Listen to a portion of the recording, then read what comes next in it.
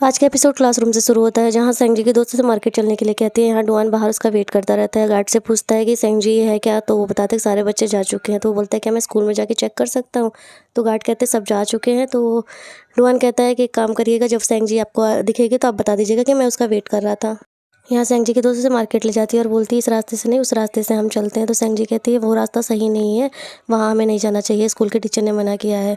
तो उसकी दोस्त कहती है कोई बात नहीं, तुम नहीं जाना चाहती तो मैं अकेले चली जाऊंगी। फिर सेंजी उसे रोकती है और उसके साथ चलने लगती है। यहाँ डुआन सेंजी का वेट करता है, उसे फ़ोन लगाता रहता है, लेकिन सेंजी फ़ोन नहीं उठाती है। यहाँ डुआन किसी सेंजी के बारे में पूछता है, वो दूसरी तरफ का रास्ता दिखा देता है। यहाँ सेंजी के दोस्त उसे पुलिस के पास ले जाती है, जो उसके दोस्त को बुली करते हैं और उससे पैसे मांगते हैं। तो बोलती मेरे पास नहीं है, मेरे दोस्त के पास है। वो उसके पर्स में से पैसे निकालना चालू कर देते हैं और वो उसे मारते भी हैं। अब सेंजी बहुत दुखी हो जाती है, उसके दोस्त उससे माफ़ी मांगती है और बोलते हैं मैं बहुत डर गई थी, इसलिए मुझे ऐसा करना पड़ा। तो कहती तुम डर गए थे तो तुम्हें अपने मम्मी पापा को बताना चाहिए था, ना कि मुझे यहाँ ले आना चाहिए था।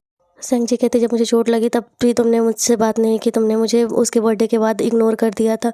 आज तुमने बोला आने के लिए तो मुझे लगा कि तुम सब कुछ ठीक करना चाहती हो, लेकिन तुम मुझे हाँ इसलिए लाई थी, तुम मुझे फंसाना चाहती थी। उसके दोस्त उससे कंटिन्यू माफ़ी मांगती। सेंजी कहती मेरा पीछा मत करो और अपने घर पे जाके ये सब बताओ।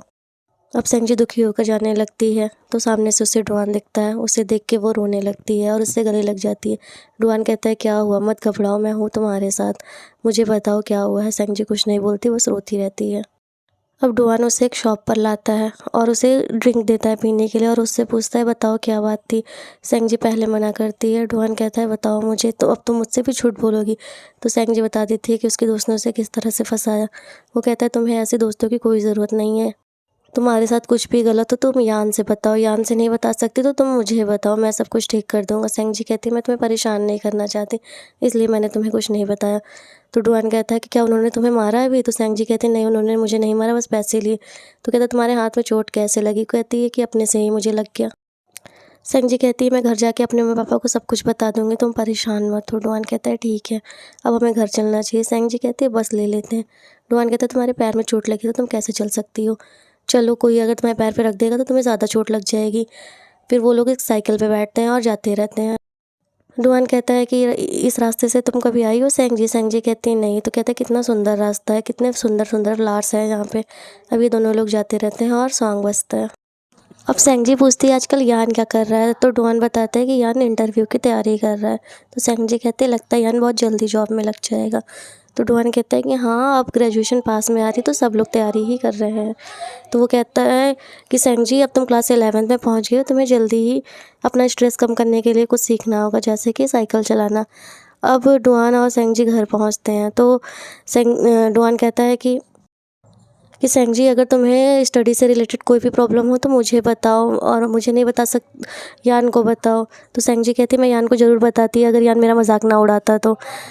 डुआन कहता है कोई बात नहीं, तुम मुझे बता सकती हो। उसके बाद डुआन सेंजी को पैसे देता है और कहता है आज जो कुछ हुआ अपने घर में सबको बता देना और कोई भी प्रॉब्लम में मत रहना। उसके बाद वो बोलती है बाय जियासू और वो बोलता है बाय सेंजी। अब सेंजी पैसे को देखती है और फिर डुआन की तरफ देखती है और फिर वो सेंजी कमरे में चली जाती है और कुछ लिखना शुरू करती है। वो कहती है कि मेरा एक सीक्रेट है, लेकिन मुझे एक्सेप्ट करने में बहुत बुरा लग रहा है।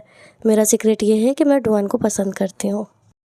अब वो कागज़ पर लिखती है आई लव डुआन और उसका एक स्टार बनाती है और उसे एक ग्लास जार में डाल देती है, जो कि एक टेडी में होता है और उसे डुआन ने गिफ्ट किया होता है। अब दूसरा दिन दिखाया जाता है जहाँ यान अपने दोस्तों के साथ स्कूल में आता है सेंजी से मिलने के लिए और देखने के लिए उसे कौन परेशान कर रहा है। अपने भाई को देख के वो बिना पहचाने जाने लगती है। तो उसका भाई कहता है ये छोटी चुड़ैल, बताओ तुम्हें किसने परेशान किया था, उनका हुलिया बताओ। तब वो बताती है कि एक लड़की उसके हाइट की रहती है, एक लड़की ने बाल डाई किए होते हैं, एक थोड़ी सी बड़ी होती है। तो यान कहता है तुमने पहले क्यों नहीं बताया कि वो लड़की है। तो सेंजी कहती है कि तुमने पहले पूछा ही नहीं कि वो लड़की है। अब यान का दोस्त कहता है अगर वो लड़की है तो मैं नहीं जाऊँगा। तो यान कहता है कोई बात नहीं, चाहे लड़की हो चाहे लड़का, जिसने मेरे बहन को परेशान किया मैं उसे सबक सिखा के रहूँगा। अपने दोस्त से कहता है कि तुम सेंजी के पास रुको और सेंजी को 2 लॉलीपॉप देता है खाने के लिए। सेंजी उसके दोस्त की तरफ लॉलीपॉप देती है तो वो सोचता है कि वो उसे खाने के लिए दे रही है, लेकिन सेंजी कहती है इसे मुझे खोल कर दे दो। तब वो सेंजी को लॉलीपॉप खोल कर देता है। सेंजी पूछती है कि ये लोग क्या कर रहे होंगे उसके साथ। तो कहता है पता नहीं, देखो मुझे लगता है जहाँ तक कि वो लड़की है तो बस समझा ही रहे होंगे। अब यान उन लड़कियों के पास पहुंचता है जिसमें से वो एक सिगरेट पीती रहती है। वो इसका सिगरेट छीनता है और कहता है इतनी कम एज में तुम सिगरेट पी रही हो। तो कहती तुमसे क्या मतलब है। तो यान कहता है तुमने मेरी बहन को क्यों परेशान किया, तुमने मेरी बहन को मारा भी। तो कहते मैंने तुम्हारी बहन को नहीं मारा, बस उससे पैसे लिए थे, तुम चाहो तो पैसे ले लो लेकिन हमें परेशान मत करो। अब डुआन कहता है तुम लोगों का लीडर कौन है। तो वो बैठ जाती है जो लीडर रहती है। डुआन कहता है कि कमज़ोर वो नहीं जिसके तुमने बुली किया, सबसे ज़्यादा कमज़ोर तो तुम हो जो बुली कर रही हो। पढ़ाई पर ध्यान दो और बुली करना छोड़ दो। अब डुआन और यान दोनों लोग आते हैं। सेंगजी पूछती है क्या हुआ। तो यान कहता है मैंने उन्हें बहुत मारा। फिर सेंगजी कहती नहीं तुम ऐसा नहीं कर सकते हो। अब सेंगजी को पर्स देता है तो सेंगजी बहुत खुश हो जाती है। तो डुआन कहता है चलो अब तुम मुझे चॉकलेट खिलाओ। तो सेंगजी पैसे उसको देती है कि तुम अपने से खरीद के खा लेना। तो डुआन कहता है अरे मैं तो मजाक कर रहा था। सेंगजी कहती नहीं ये वही पैसे जो तुमने मुझे दिए थे, इसे तुम वापस ले लो। अब सेंगजी के बचपन का दिखाया जाता है जहाँ वो सोचती है कि काश मेरा भाई डुआन होता, डुआन कितना अच्छा है, मैं उसी की तरह बड़े होकर बनना चाहती हूँ, एक अच्छी इंसान जो अपने से ज़्यादा दूसरों की केयर करता है। छोटी सेंगजी घर आती है और लाइट पे ड्रॉ करती है वही फ़ोटो जिसमें डुआन उसके सिर पे हाथ फेरता है और उसे लैंप पे लगा देती है। अब बड़ी सेंगजी को दिखाया जाता है। अब सेंगजी स्कूल जाती है जहाँ उसे पता चलता है कि उसकी दोस्त स्कूल छोड़ रही है किसी कारणवश। उसकी दोस्त उसे एक लेटर लिखती है जिसमें लिखा होता है सॉरी। उसकी दोस्त बहुत दुखी रहती है सेंगजी की तरफ देख के, वो रोने लगती है। सेंगजी उसकी तरफ देखती है लेकिन कुछ भी नहीं बोलती है। अब सेंगजी उसका लेटर पढ़ती है जिसमें लिखा होता है आई एम सो सॉरी सेंगजी, मुझे ऐसा नहीं करना चाहिए था। अब स्कूल के टीचर कुछ ऐसे के बारे में बताते हैं। अब सेंगजी के घर पे आने का सीन दिखाया जाता है जहाँ उसके मम्मी पापा उसका वेट कर रहे होते हैं।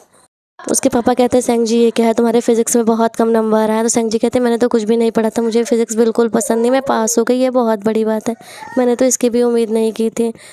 तो उसके पिता पूछते हैं कि तुम करना क्या चाहती हो। तो वो कहती हैं कि मैं ड्रॉ करना चाहती हूँ। तो कि जब तुम करोगी तो करोगी, लेकिन अभी के लिए तुम्हें फिजिक्स के लिए हेल्प की ज़रूरत, हम तुम्हारे लिए कोई ट्यूटर हायर करेंगे और तुम्हें पढ़ना पड़ेगा। सेंगजी पहले मना करती है लेकिन उसकी मम्मी कहती है इसमें मैं कुछ नहीं कर सकती। तो सेंगजी मान जाती है। अभियान सेंगजी को पढ़ाने के लिए आता है, बोलता है मेरे 270 नंबर आए थे, तुम कितनी गधी हो, तुम्हें तो कुछ भी नहीं आता है। वो कैपलर्स के नियम बताता है। सेंगजी पूछती है इसका मतलब क्या होता है। यान एक बार बताता है, सेंगजी दोबारा पूछती है, फिर कहता है तुम कितनी बेवकूफ़ है, तुम्हें कुछ भी नहीं आता है। फिर दोनों झगड़ा करने लगते हैं। वो अपने पापा से कहती है कि इसने मुझे कुछ भी नहीं बताया, ये अच्छा टीचर नहीं है, मुझे इससे बिल्कुल भी नहीं पढ़ना है। सेंगजी अपने वापस कहती है अच्छा टीचर नहीं, अच्छे से नहीं समझाता है। यान कहता है कि इसको कुछ भी नहीं समझ में आता, ये बेवकूफ़ है। तो उसकी मम्मी कहती है कोई बात नहीं, हम इसके लिए दूसरा ट्यूटर हायर कर लेंगे। तो सेंगजी कहते हैं मैं अपने कमरे में अनून को नहीं आने दूंगा। यान कहता है कि ये अपने ही कमरे में पढ़ेगी। तो उसकी माँ कहती है अकेले नहीं पढ़ सकती है। तो यान कहता है यानी मैं सीसीटीवी हूँ। अब सेंगजी की माँ उसके लिए दूध लेके आती है तो वो दिखाती है कि मैंने यान की ड्राइंग बनाई है जो एक पपी होता है। तो उसकी माँ हंसने लगती है और कहती है कि अब सो जाओ, तुम्हारा 10 बजे टीचर आएगा। सेंगजी कहती इन्होंने इतनी जल्दी टीचर ढूंढ भी लिया, कोई बात नहीं, मैं सो जाती हूँ, लेकिन मैं दूसरे गेट से चली जाऊँगी, मैं नहीं पढ़ूंगी किसी भी नए टीचर से। जब मैं नहीं रहूँगी तो वो पढ़ा ही नहीं पाएगा। अगले एपिसोड के लिए वीडियो को लाइक और चैनल को सब्सक्राइब करें। Thank you.